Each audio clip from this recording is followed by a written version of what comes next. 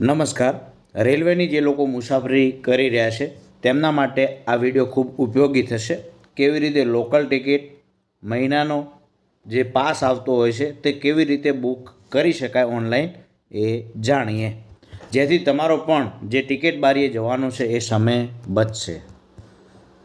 તમે પ્લે સ્ટોરમાં જાઓ, પ્લે સ્ટોરમાં જઈ અને UTS જે લખેલું આવે છે તે સર્ચ કરો અને ઇન્સ્ટોલ કરો તમારા મોબાઈલની અંદર એપ્લિકેશન. ત્યારબાદ એ આ રીતે આવી જશે. જો તમે હજુ સુધી અહીં રજિસ્ટર ના કર્યું હોય તો સૌપ્રથમ રજિસ્ટર ઉપર ક્લિક કરી અને એ રજિસ્ટર કરી નાખો. તમારો મોબાઈલ નંબર, તમારું નામ જે રીતે ગવર્મેન્ટ ID ઉપર હોય છે એ અહીં લખી નાખો. ત્યારબાદ પાસવર્ડ બનાવી નાખો, જેન્ડર મેલ ફિમેલ, અને તમારી બર્થ ડેટ નાખી અને રજિસ્ટર ઉપર ક્લિક કરો એટલે એ રજિસ્ટર થઈ જશે. ત્યારબાદ એ એપ્લિકેશન આ રીતે ખુલી જશે. તેની અંદર જર્ની ટિકિટ જે લોકલ હોય છે એ ટિકિટ અહીંથી તમે બુક કરી શકશો. ત્યારબાદ તમારે જો મહિનાનો પાસ લેવો હોય તો સિઝન ટિકિટ તેના ઉપર ક્લિક કરી અને તમે એ કરી શકો છો. ત્યારબાદ આવશે પ્લેટફોર્મ ટિકિટ, એ પણ તમે અહીંથી કરી શકો છો. દાખલા તરીકે જર્ની ટિકિટ લેવી છે તો અહીં ક્લિક કરીએ એટલે ક્લિક કરેલું આવશે જ ઓટોમેટિક.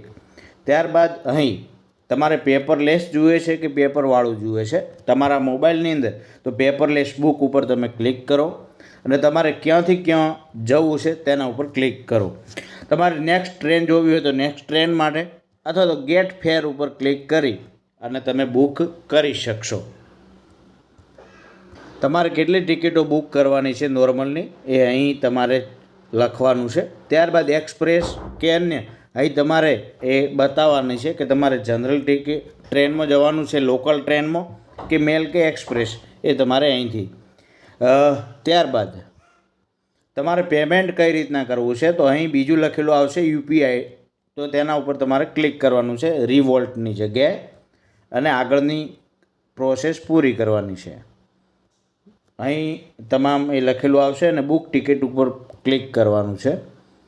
ત્યારબાદ એ પૈસાની તમારે આગળની પ્રોસેસ થશે અને એ પૈસા કપાઈ જશે એટલે એ ટિકિટ આવી જશે.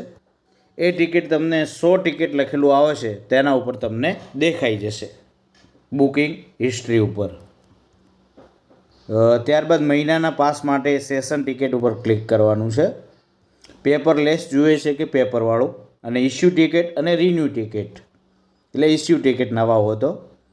તમારે નેક્સ્ટ ડેટથી એ પાસ જોઈએ છે કે કરંટ ડેટથી, અને સ્ટેશન તમારે લખવાનું છે અને સબમિટ ઉપર ક્લિક કરવાનું છે. ત્યારબાદ એ આગળની પ્રોસેસ તમને આવડી જશે. તો આ રીતે તમે અહીં બુકિંગ કરાવી શકો છો. Cancel ticket book, profile, transaction, તમામ પ્રકારની માહિતી અહીં તમને જોવા મળશે. તો ખૂબ સારી એવી એપ્લિકેશન છે. જ્યારે તમે ઘરથી નીકળતા હો ત્યારે પણ જેથી તમારો ટિકિટ બારીએ ટાઈમ બચી જાય એના માટે ખૂબ સારી એપ્લિકેશન છે. તો આ ઉપયોગ કરી શકો છો. તો આપને આ વિડીયો કેવો લાગ્યો જરૂરથી કોમેન્ટ બોક્સમાં જણાવતા રહેજો. Thank you. આભાર.